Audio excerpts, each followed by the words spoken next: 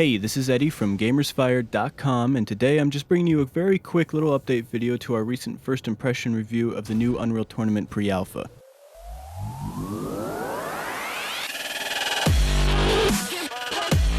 The reason for this update is that they just released a new map that is actually fully completed.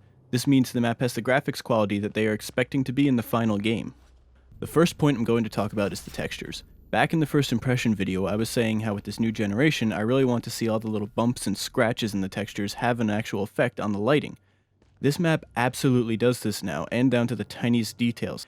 As you move around, you can really see the light hitting every last piece of the texture. These are the types of little, more subtle details that I feel really make a game immersive. The next area I'll hit is the reflections. As Max ran around the map like a madman, we noticed that many of the textures actually had very clear live reflections. Nothing pre-baked, these were actually reflections of the world around him. Even though his character didn't have a reflection, everything Max did in the environment was reflected. Every gunshot and explosion showed up in the textures on all the floors. The lighting really looks like it's actually reactive to the environment, and this creates some pretty amazing and realistic shadows of all the different pieces of the scenery. Another subtle feature that really grabs you and pulls you into this virtual world.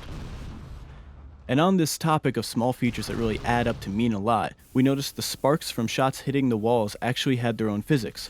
Now, we've had weapons in games where the bullets will bounce around the walls for quite a while, and that's not really anything new, but every last spark from every last hit would actually fly off the wall, then bounce off the ground before the particle died out.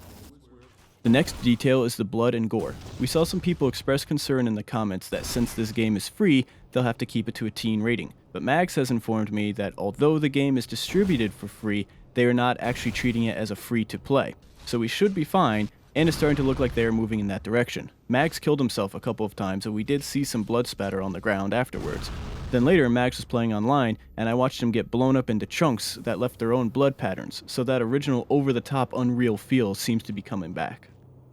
The outdoor portion of this map has a great view, and when we zoomed in on it, we noticed that there's actually a surprising amount of detail there too. The light shining through the clouds is actually animated to simulate some cloud movement, and the water is really running, including going over some small falls. I was really surprised by this. I totally expected this to just be a really pretty matte painting style background, but it's actually got more of those small details that make everything feel alive and organic.